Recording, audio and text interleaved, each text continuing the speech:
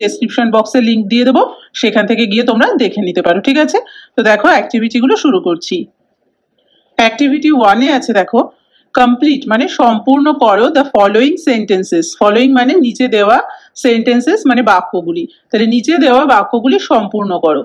এ আছে প্রীতম ওয়াজ টু সিং, প্রীতমকে গাইতে হয়েছিল দ্য সং, গান। প্রীতমকে কোন গানটা গাইতে হয়েছিল? তো দেখো বইতে, দেখো এর আগে 75 নম্বর পেজে আছে যে ma'am suggested that we should Singh কারার ওই লৌহ কপাট। এটা কে বলেছে? প্রীতম বলেছে। ম্যাম তাদেরকে সাজেস্ট করেছেন যে কারার ওই লৌহ কপাট গানটা গাইতে হবে। তাহলে সঠিক উত্তর এটা হবে কারার ওই লৌহ কপাট। তাহলে এখানে আমরা লিখবো কারার ওই লৌহ কপাট। ওকে, পরেরটা দেখো B, Nazrul was born in. Nazrul was born, Nazrul জন্মগ্রহণ করেছিলেন। টেক্সটটায় দেখো, he was born on 24th May 1899, 1899 সালের 24শে মে তিনি জন্মগ্রহণ করেছিলেন in the village of Churulia, Churulia গ্রামে। ঠিক আছে, চুরুলিয়ার যে গ্রাম সেখানে। তো এখানে আমরা লিখবো কিভাবে? দেখো এখানে আমরা লিখবো, যেহেতু আমাদের ইন দেওয়া রয়েছে এখানে দেখো বর্ন ইন, তাহলে আমরা এখান থেকে লিখবো in the village of Churulia on 24th May 1899। তাহলে কি লিখবো এখানে? in the village of Churulia on 24th May 1899. Clear? Bardhaman district is in, তার মানে বর্ধমান জেলা। বর্ধমান জেলা কোথায়? দেখো এখানে উল্লেখ আছে কি, near Asansol in the Bardhaman district of undivided Bengal. তার মানে বেঙ্গল মানে ওয়েস্ট বেঙ্গল। বর্ধমান জেলা কোথায় অবস্থিত? তাহলে এটা আমরা লিখবো West Bengal. Clear? Next activity 2, answer the following questions. Answer মানে উত্তর দাও, দ্য ফলোয়িং নিচের কোয়েশ্চেন্স মানে প্রশ্নগুলি। তো নিচের প্রশ্নগুলির উত্তর দাও।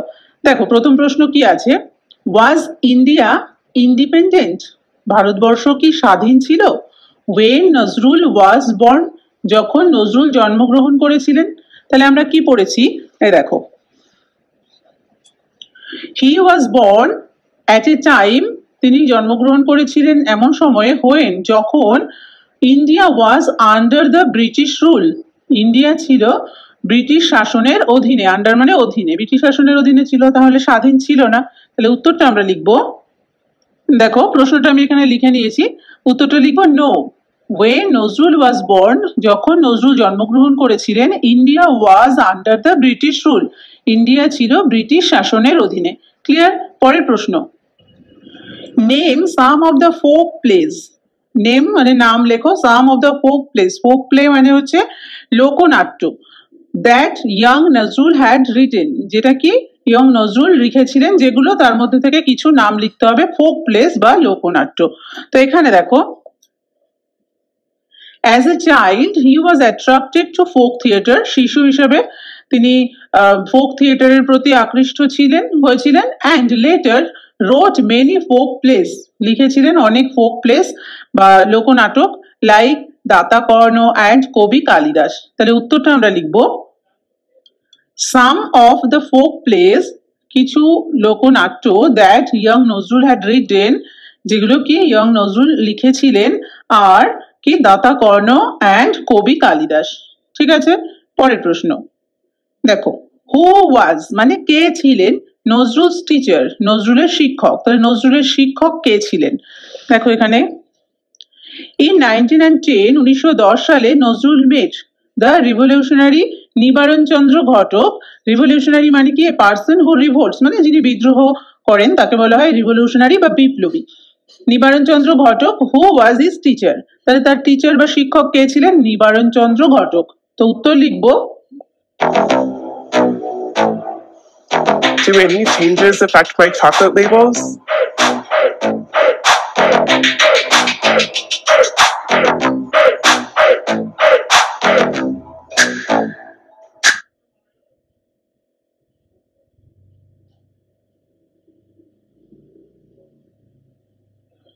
নিবারণ চন্দ্র ঘটক ওয়াজ নজরুলস টিচার। ওকে, পরের প্রশ্ন দেখো, হু ওয়াজ কে ছিলেন কুমুদ রঞ্জন মল্লিক। কুমুদ রঞ্জন মল্লিক কে ছিলেন? তো দেখো, দ্য পোয়েট কুমুদরঞ্জন মল্লিক ওয়াজ, কবি কুমুদরঞ্জন মল্লিক ছিলেন দ্য হেডমাস্টার, প্রধান শিক্ষক অব দ্য স্কুলের। নজরুল জয়েন্ট নেক্সট, নজরুল যেখানে যুক্ত হয়েছিলেন পরে, তো সেখানকার হেডমাস্টার ছিলেন কে? কবি কুমুদরঞ্জন মল্লিক। তাহলে উত্তর লিখব, the poet Kumudranjan Mallick was the headmaster of the school, Nazrul joined. Next কথাটা আমরা ব্যবহার করতেও পারি, নাও করতে পারি, ঠিক আছে। এরপরে দেখো অ্যাক্টিভিটি 3 কি বলেছে, tick the right answer, tick দাও সঠিক উত্তরটিতে। 1 নম্বর আছে হিজ পোয়েমস, মানে তার কবিতা, ইন্সপায়ার্ড মানে উৎসাহিত করেছিল, দ্য ইউথ মানে যুব সমাজকে। কি করতে উৎসাহিত করেছিল? দেখো, টু ফাইট দ্য ব্রিটিশ মানে ব্রিটিশদের সঙ্গে যুদ্ধ করতে, টু হেল্প দ্য ব্রিটিশ ব্রিটিশদের সাহায্য করতে, to talk to the British ব্রিটিশদের সঙ্গে কথা বলতে। তাহলে কিসে অনুপ্রাণিত করেছিল বা উদ্বুদ্ধ করেছিল? To fight the British. তাহলে উত্তর হবে অপশন এ। ক্লিয়ার? পরেরটা দেখো, এ পোয়েম একটা কবিতা, দ্যাট হি রোট যেটা তিনি লিখেছিলেন, ওয়াজ ছিল, কি কি আছে, খেয়াপাড়ের তরণী, প্রশ্ন আর বোধ। এখানে দেখো আমরা আগে পড়ার সময় পড়েছি, দেখো খেয়াপাড়ের তরণী, তাহলে তার লেখা একটা কবিতা। তাহলে এখানে উত্তরটা হবে কি? উত্তরটা হবে অপশন এ, খেয়াপাড়ের তরণী। ওকে, পরেরটা দেখো, নজরুল ওয়াজ কল্ড মানে নজরুলকে বলা হতো বা তিনি কি হিসেবে পরিচিত ছিলেন? The fiery poet, the rebel poet, the inspired poet. আমরা পড়লাম কি, আমরা জানি লেসনটার নামটাই কি, দ্য রেবেল পোয়েট মানে বিদ্রোহী কবি। তাহলে সঠিক উত্তরটা হবে কি? Option number B, the rebel poet. Next দেখো activity 4, write T for true and F for false statements in the given boxes. তাহলে লেখো টি, টি লেখো কিসের জন্য? ট্রু অর্থাৎ সত্য যেটা, অ্যান্ড এফ লেখো ফর ফলস স্টেটমেন্ট যেটা মিথ্যা মন্তব্য, ইন দ্য গিভেন বক্সেস এই যে বক্সে আমাদের লিখতে হবে। দেখো, নজরুল ওয়াজ বর্ন, নজরুল জন্মগ্রহণ করেছিলেন, when India was still under the British rule, যখন ইন্ডিয়া ওয়াজ ভারতবর্ষ ছিল, স্টিল মানে তখনও পর্যন্ত, under the British rule British শাসনের অধীনে। তাহলে আমরা সঠিক উত্তরটা একটু আগেই দেখলাম যে নজরুল যখন জন্মগ্রহণ করেছিলেন তখন ভারতবর্ষ ব্রিটিশ শাসনের অধীনে ছিল। তাহলে এই মন্তব্যটি একেবারে ট্রু, তাহলে আমরা লিখব টি। ওকে, পরে দেখো, Nazrul was not attracted to folk theatre, Nazrul was not attracted Nazrul আকৃষ্ট ছিলেন না, টু ফোক থিয়েটার মানে লোক যে থিয়েটার সেই থিয়েটারে। তাহলে এটা আমরা কি একটু আগে জানলাম যে তিনি কিন্তু অ্যাট্রাক্টেড ছিলেন, আকৃষ্ট ছিলেন ফোক থিয়েটারের প্রতি। তাহলে এই যে মন্তব্যটা দেওয়া রয়েছে এটা হচ্ছে ফলস, তাহলে আমরা এখানে লিখবো এফ। ক্লিয়ার? পরে দেখো, ইন স্কুল, স্কুলে নজরুল মেট নজরুল সাক্ষাৎ করেছিলেন দ্য গ্রেট পোয়েট মানে মহান কবি কুমুদরঞ্জন মল্লিক, কুমুদরঞ্জন মল্লিকের সঙ্গে তার সাক্ষাৎ হয়েছিল। তাহলে এটাও আমরা দেখেছি যে এটাও সত্যি, তিনি কবি কুমুদরঞ্জন মল্লিকের সঙ্গে তার সাক্ষাৎ হয়েছিল স্কুলে, তাহলে এটাও true. Nazrul serve the Indian army under the British rule, Nazrul serve করেছিলেন বা সেবা দিয়েছিলেন ভারতীয় সেনাবাহিনীতে আন্ডার দ্য ব্রিটিশ রুল সেই ব্রিটিশ শাসনের অধীনে। তো এটা দেখে নাও একটু, এইখানে আছে দেখো, আঙ্কেল রহিম বলছিলেন যে did you know that Nazrul join the army under the British. তাহলে নজরুল জয়েন করেছিলেন বা যুক্ত হয়েছিলেন কোথায়? আর্মিতে বা সেনাবাহিনীতে, কোথায়? ব্রিটিশদের আন্ডারে। ওকে, তাহলে এই মন্তব্যটি হবে সত্য, অর্থাৎ T. Next, Nazrul fasted for 30 days, Nazrul অনাহারে ছিলেন বা অনশনে ছিলেন ফর 30 days 30 দিন ধরে। তো এখানে দেখো, he fasted for more than a month, এক মাসেরও বেশি দিন ধরে, তাই না? তাহলে এখানে আমরা এই মন্তব্যটি লিখব ফলস, অর্থাৎ এফ। এইবার দেখো অ্যাক্টিভিটি 5 এ কি বলেছে, ফিল ইন দ্য চার্ট, ছকটা পূরণ করো উইথ ইনফরমেশন, তথ্য দিয়ে, ফ্রম দ্য টেক্সট থেকে। কি আছে? ইয়ার মানে সাল বা বছর, তারিখগুলো দেওয়া রয়েছে, আর ইভেন্ট মানে ঘটনা, কি ঘটনা ঘটেছিল। 1910, 1910 দেওয়া আছে। দেখো 1910 সালে কি ঘটনা ঘটেছিল। দেখো, in 1910 Nazrul mate the revolutionary Nibaran Chandra Ghatak who was his teacher. হলো, তাহলে 1910 সালে নজরুল বিপ্লবী নিবারণ চন্দ্র ঘটকের সঙ্গে সাক্ষাৎ করেছিলেন, যিনি তার শিক্ষক ছিলেন। এরপর দেখো, দ্য রেজিমেন্ট ওয়াজ ডিসব্যান্ডেড মানে সৈন্যদল বা সেনাবাহিনী, ডিসব্যান্ডেড মানে ভেঙে গিয়েছিল। এটা কত সালে হয়েছিল? দেখো, after the first world war প্রথম বিশ্বযুদ্ধের পর the regiment was disbanded in 19 and 20। 1920 সালে সৈন্যদল ভেঙে গিয়েছিল, তাহলে 1920 হবে, তাহলে এখানে হবে 19 and 20। এরপরে দেখো 19 and 22-তে কি হয়েছিল, দেখো 19 and 22 1922 সালে নজরুল স্টার্টেড ম্যাগাজিন, নজরুল একটা পত্রিকা শুরু করেছিলেন ধূমকেতু, অর্থাৎ ধূমকেতু নামে একটা পত্রিকা তিনি শুরু করেছিলেন। এরপরে Nazrul was released from jail, event অর্থাৎ ঘটনা দেওয়া রয়েছে, নজরুল ওয়াজ রিলিজড, নজরুল ছাড়া পেয়েছিলেন ফ্রম জেল, জেল থেকে কত সালে ছাড়া পেয়েছিলেন তিনি, দেখো in December 1923 he was released from jail, তাহলে 1923 খ্রিস্টাব্দে তিনি ছাড়া পেয়েছিলেন। তাহলে আমরা সাজিয়ে লিখে নি, দেখো এইভাবে লিখবে, 19 and 10 দেওয়া আছে, তাহলে ইভেন্ট কি হলো, নজরুল মেট the revolutionary Nibaran Chandra Ghatak who was his teacher. Next event দেওয়া রয়েছে অর্থাৎ ঘটনা দেওয়া রয়েছে, দ্য রেজিমেন্ট ওয়াজ ডিসব্যান্ডেড, এটা হয়েছিল 1920 অর্থাৎ 19 and 20।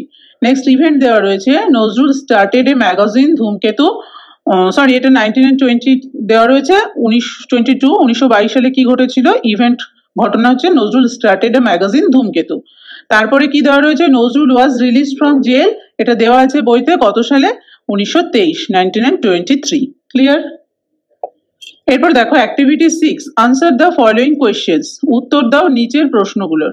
ওকে, তো প্রথম প্রশ্নটা আছে হু ইন্সপায়ার্ড নজরুল, কে নজরুলকে উৎসাহিত করেছিলেন টু রাইট পোয়েমস, কবিতা লিখতে, তাহলে কবিতা লিখতে কে উৎসাহিত করেছিলেন।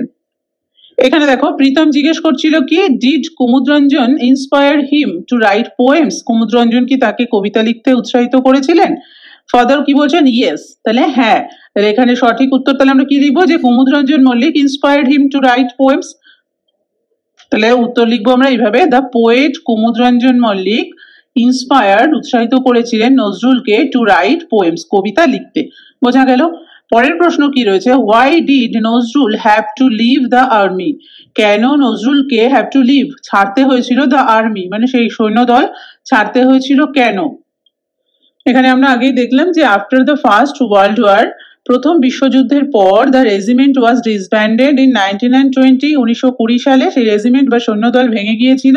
So he came to Calcutta, সুতরাং তিনি কলকাতায় চলে এসেছিলেন, অর্থাৎ তারপরে তিনি সৈন্যদল ছেড়ে দিয়েছিলেন। তাহলে উত্তর লিখবো, দেখো নজরুল হ্যাড টু লিভ, নজরুলকে ছাড়তে হয়েছিল দ্য আর্মি, সেই সেনাদল, বিকজ কারণ after the first world war, প্রথম বিশ্বযুদ্ধের পর the regiment was disbanded in 19 and 20, সেই সেনাদল ভেঙে গিয়েছিল 1920 সালে।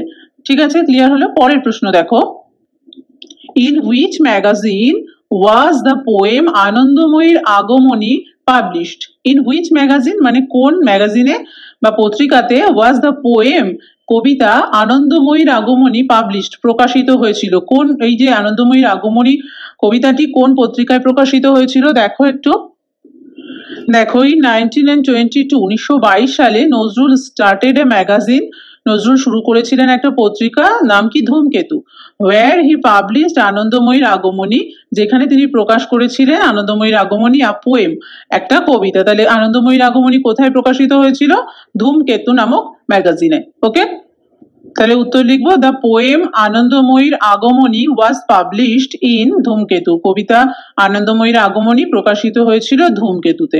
পরের প্রশ্ন দেখো, why did Nazrul start fasting, কেন নজরুল অনশন করা শুরু করেছিলেন। দেখো, হি ওয়াজ ট্রান্সফার্ড, তাকে স্থানান্তরিত করা হয়েছিল to the Hooghly jail, Hooghly জেলে, and there he began fasting, সেখানে তিনি শুরু করেছিলেন অনশন।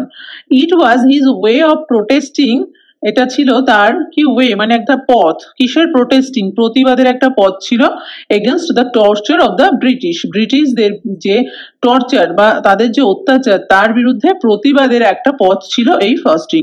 তাহলে বোঝা গেল, উত্তরটা এইভাবে লিখবে, নজরুল স্টার্টেড ফাস্টিং, নজরুল শুরু করেছিলেন অনশন, বিকজ কারণ ইট ওয়াজ হিজ ওয়ে, এটা ছিল তার একটা পথ, অফ প্রোটেস্টিং বিদ্রোহ মানে প্রতিবাদ করা, এগেনস্ট বিরুদ্ধে, the torture of the British, ব্রিটিশদের অত্যাচারের বিরুদ্ধে প্রতিবাদের একটা পথ ছিল তার এই fasting.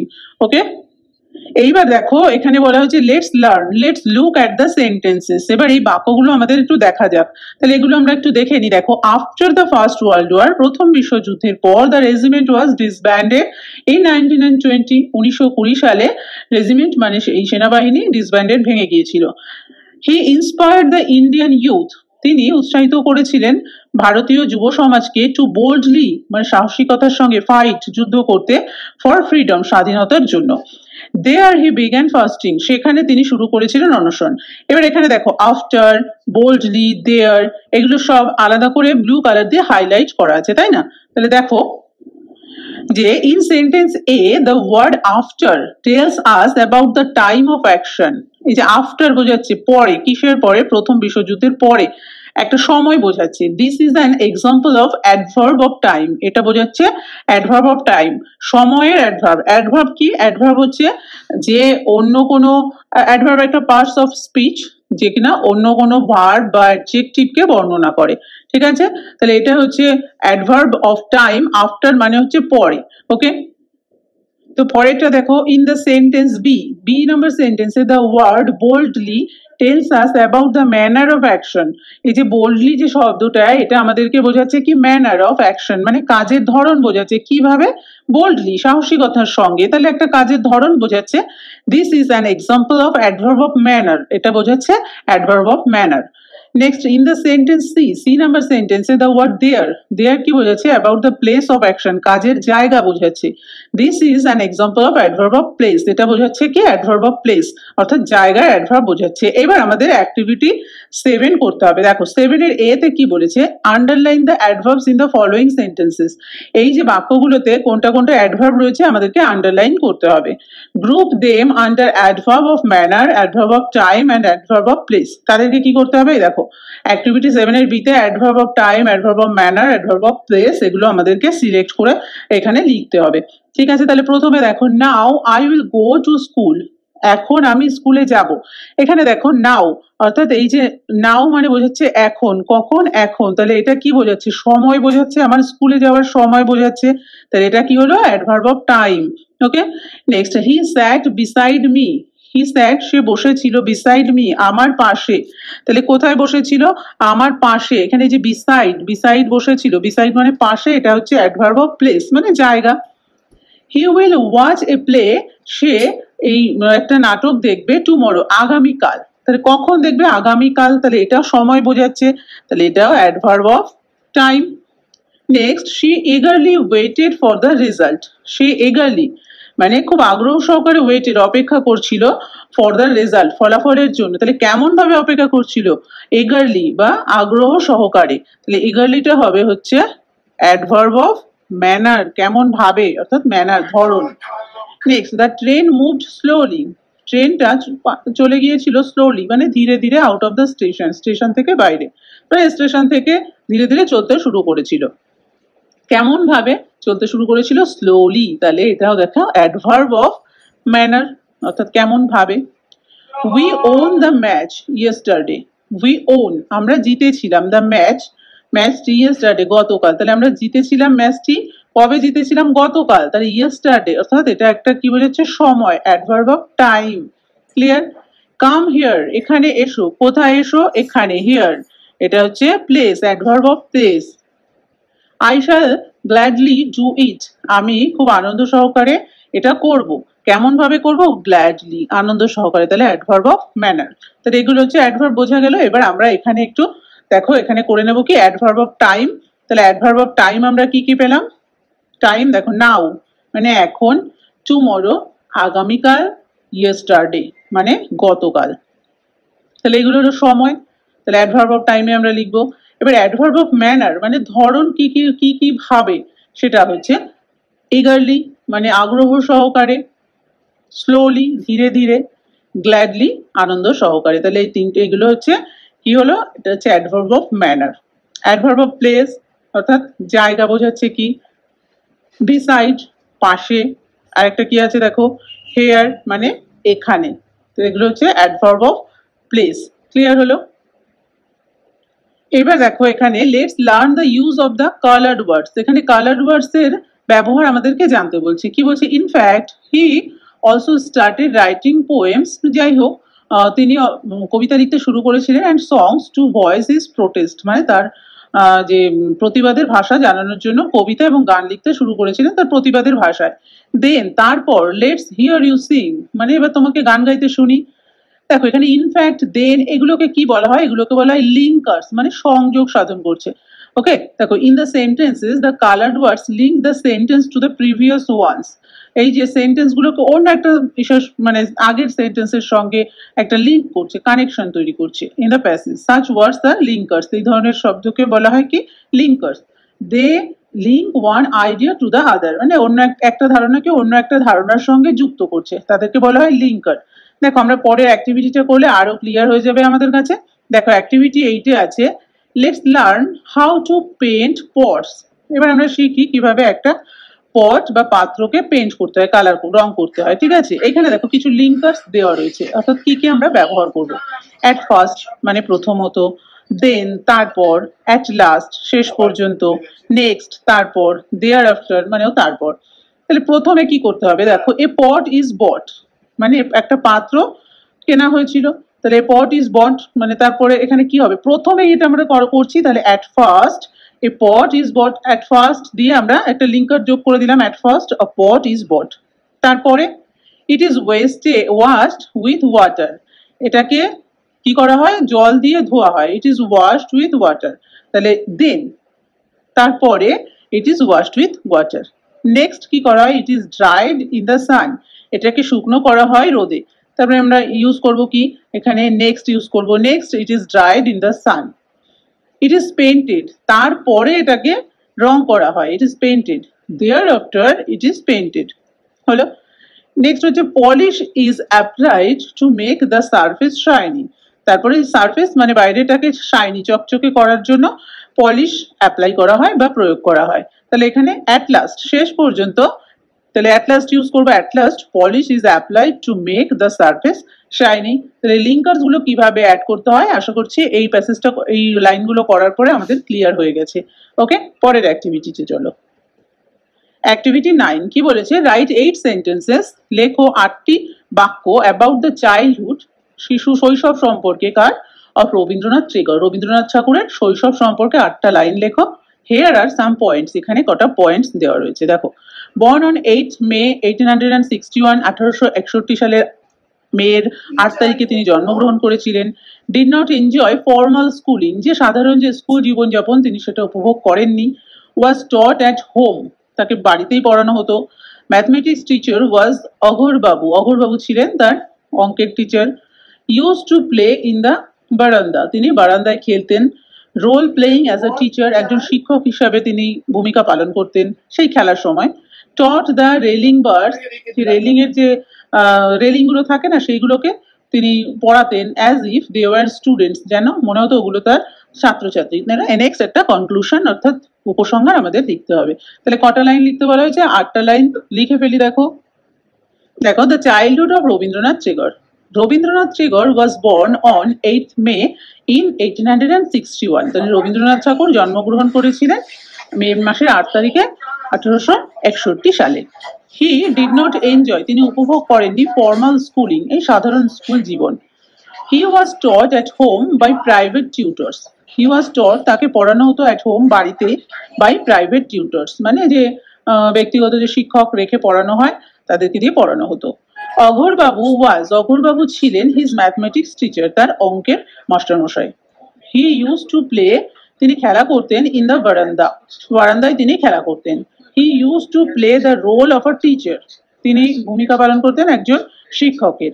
He taught the railing birds, তিনি পড়াতেন রেলিং যে দণ্ডগুলো হয় তাদেরকে, as if they were students, যেন মনে হতো তারা তার ছাত্র। Later he became one of the greatest poets of the world, পরবর্তীতে হি বিকেম তিনি হয়েছিলেন একজন, কাদের মধ্যে, মহান কবিদের মধ্যে একজন, এই বিশ্বের, এই বিশ্বের মহান কবিদের মধ্যে তিনি একজন হয়েছিলেন। ওকে, তাহলে আজকে আমরা দ্য রেবেল পোয়েটের সমস্ত অ্যাক্টিভিটি গুলো কমপ্লিট করলাম। আশা করছি ভিডিওটি তোমাদের কাছে হেল্পফুল হয়ে থাকবে। হেল্পফুল হলে অবশ্যই ভিডিওটিতে একটা লাইক করো, চ্যানেলে নতুন হয়ে থাকলে অবশ্যই চ্যানেলটিকে সাবস্ক্রাইব করে নিয়ে সঙ্গে থেকো। ভিডিওটি শেষ পর্যন্ত দেখার জন্য প্রত্যেককে থ্যাংক ইউ।